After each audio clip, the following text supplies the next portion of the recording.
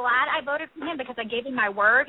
I just wish I would have never promised him. I just wish I would have been like, I don't know. That way I would have. Well, it's a tough situation, too, because you literally get evicted and walk right into the jury and have no time to let that process or sink in or talk to the other jury members. You're just thrust right in that situation. You did look a little bit like deer in headlights. Yeah, I was still overwhelmed because, like, I was finding stuff out, and then, I didn't know how everybody was reacting or what was good in jury or, and I was just really excited to see people. I was truly excited to see everybody, and then to see Shane in his state of mind and how he was so distraught, it broke my heart, and it really hurt me to vote for Dan when I saw how upset how upset it made Shane. But I promised him right before I got evicted, and so I didn't want to lie. I didn't want to, just. You also, Danielle, seem to have a lot of animosity towards Ian. Yeah. Do you still do? And can you kind of explain where that came from? Because Ian did seem to be like that he genuinely liked you. And I was a little confused. I know some of it was for show, because Dan told you, go start a fight with Ian. But there did seem to be some genuine dislike of Ian. I have no ill will towards Ian. I think he's a great guy. I've seen him numerous times, afterwards, that he's very deserving, and I'm extremely happy he won. I wish nothing but the best for him. And I guess I was just more frustrated of just being in the house, and, half of it was you, and I just was really fed up. I guess I just got tired of being in the house, and I feel really bad. I should have never ever yelled at Ian. I've apologized to him several times. Trying to tell me to do that because it would push me away or push Ian not to like me, and so I definitely regret it. And you've talked to him since the show's been over? Oh, yeah, absolutely. I've apologized to Ian's face numerous times as soon as Danielle, something that surprised me on finale night was Brittany, her reaction with you when asked, who do you definitely want to see come out last, rounding out the 7-member of the jury, she said you. And she seemed very adamant that she did not want to see you in the final 2, and almost as if she had a problem with you. Were you surprised by that, and do you know what that was about? Yeah, I have no idea what it was about. I'm still surprised. I still meant everything that I said about Brittany. I love Brittany to death. She's a great girl, hilarious. She was one of my very best girlfriends in the house, and, if she thought that I wasn't deserving of it, then that's her own opinion, and, I can respect it, but it did definitely shock me, hurt my feelings a little, but I still adore her. So. Did you ever, talk to her after the season finished? I tried, I was asking her if she was mad at me, and she was just like, I'm okay. But then after the finale, everybody was the party was so packed, and then I never got to see her again, and we really haven't had a chance to talk, no. So you haven't talked to her at all, just at the finale, because you guys really seemed close in the house.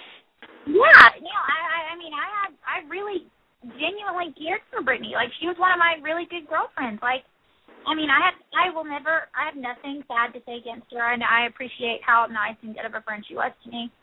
She'll never know how much it meant to me, how good she was to me in the house.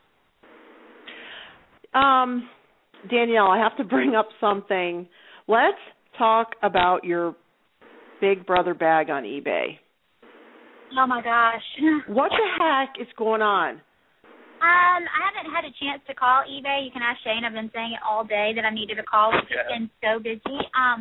But apparently I put it up. I was just trying to sell it I guess everybody else sells the bag. And I got this tweet that something on Survivor Sucks. These people that hate me want to go and fake bid to try to get my bag raised up, So I guess I'm going to have to take it down and re-put it up. But, yeah, I guess people just thought it was funny or just trying to be mean or something, Well, it's, I don't care. It's not funny. It's stupid. And clearly some people have too much time on their hands. Like, go get a hobby, do something. But this is what you should do, Danielle. Cancel the auction, let eBay know what you're doing, and then you make restrictions on who can bid on it and make sure that they have to have a certain amount of feedback, okay? Okay. Thank you. Yeah, I will. Because, see, I've never really sold a lot of stuff on eBay before, so, I was just thought, I never thought that would happen. I really didn't. Well, clearly, why would you think that somebody would be so ridiculously stupid? So, yeah. You just cancel it, take care of it, contact eBay, and hopefully you'll be able to sell it. Sorry about that. It's extremely annoying. It's not your fault, and so if people are, thought it was funny, so be it. If they're trying to be mean, I'm not going to get mad at them. It just kind of gives me a little headache, but I'll definitely contact eBay and find out, I'll take y'all advice and do that as soon as I can. Okay, Erica, should we take some phone calls? Before we do that, Danielle, you are, aware that there's a lot of, there's a group out there who are really interested in all these supposed lies. I don't know. I didn't, I watch the feeds, but I don't watch it that closely to follow what everyone's saying at every time of the day. Do you want to address that? When I got off the show, I found out some people from back home, some girls that had done some not nice things to me in my past that I haven't really talked to at all.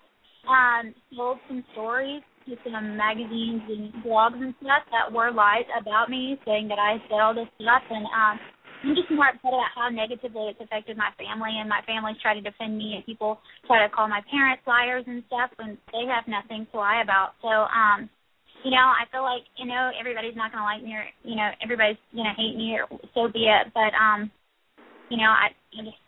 don't know. I'm not going to sit here and try to fight the haters or be mean to anybody because that's not how I'm going to play. But, I haven't even watched the live feeds or gone back and watched because I'm just too upset and hurt. So I don't really want to talk about it. Like, it's really a touchy subject. I'm getting emotional right now. Well, we don't want to upset you, Danielle. Don't want to. Wasn't the intention when we asked you and Shane to be on the show, surely. A lot of people got paid, and I found out because they were bragging about it in Tuscaloosa, got paid to make up stories about me and sold them, or went on anonymous stuff, and they said that I had said this growing up, and I never did, and they were just people just trying because they thought it'd be funny, So, and then I guess that escalated, and then people said that I said certain stuff on the live feeds that I never ever remember saying, or or stuff that I said got completely misconstrued, and so I just feel like it's a lose-lose situation. Yeah. Well, okay. So are you guys okay with taking some calls? Because we do have a lot of callers on hold. Yeah, absolutely. That's fine. All right, let's go to 719. You're on. Hello? Hello. Who are we talking to? Hey, this is Callie. Hello, Callie. First of all, I just want to ask you guys a couple questions. I want to know how life has been outside of the house for you guys since you've gotten out. Life outside of the house is actually normal. When you're inside the house, you actually have to watch what you say around other people just because it is a game, and if you try to kiss behind a pillow or if you show too much affection, they're going to use that against you. So life on the outside is definitely good. You can be very affectionate and not worry about cameras and microphones being around you all the time. Yeah. Okay, my next question is, you guys seem to think that Dan wanted to give the game to you guys, like give you guys the final two. Now, why did you think that, and why did you think that he wouldn't want to play the game for himself and win the $500 grand again for himself? It's a good question. Dan always told me that his goal coming back into this was coming in as a coach, and he wanted to give it himself as a player, and I thought he knew how much I cared about Shane, and so I didn't think that he would want to hurt me like that. Yeah. So that's where my mind was. Yeah, and for me, Dan made a final three with me about 4 weeks to the end of the show, and he swore on the Bible and swore on his his wife's name, and I know it's a game, but when I shake someone's hand and look him in the eye and I see him swear on the Bible, that seems to me, I come from a small state, and that means a lot, and that's a man's word. And if someone can back up on his word and go against what he says, that's not a true man. And that just shows what kind of character that he has and the mentality that he plays this game. And, I lost a lot of respect for the way that Dan Giesling played this game. And it's not going to hurt my feelings if I never talk or see to that person again in my life. Okay, thank you. Thanks so much for the call, Callie. We appreciate it. We do, Callie. Thanks, Callie. Bye. Shane. Yes. Just to get back to that, I understand you wouldn't play that way, but didn't you kind of suspect other people could possibly be playing that way? I mean, this is, you know what I'm saying, like not trusting everybody for what they say. I mean, just because you didn't play that way, you can't expect someone else not to play that way. Right. I do understand where you're coming from, but like I said, when someone tells me their word, I trust it, and maybe that was my downfall, and that's probably why I lost the game. But I also believe that those are the morals that got me as far as I did. I did trust the right people at the right time. I made the mistake of not trusting. Shane, you're a little muffled. Can you get a little closer? I'm sorry. Is this better? That's better. Okay. Yeah. Basically, I just put my trust in the wrong people. And initially in the game, I put my trust in the right people, and it got me as far as I did. And I do understand people are in it to win for themselves, but there was a mistake that I made. I just should have kept the POV the same and stayed off the block and made sure that I was Final Three. And, again, I keep replaying that moment back in my life, and it's tough.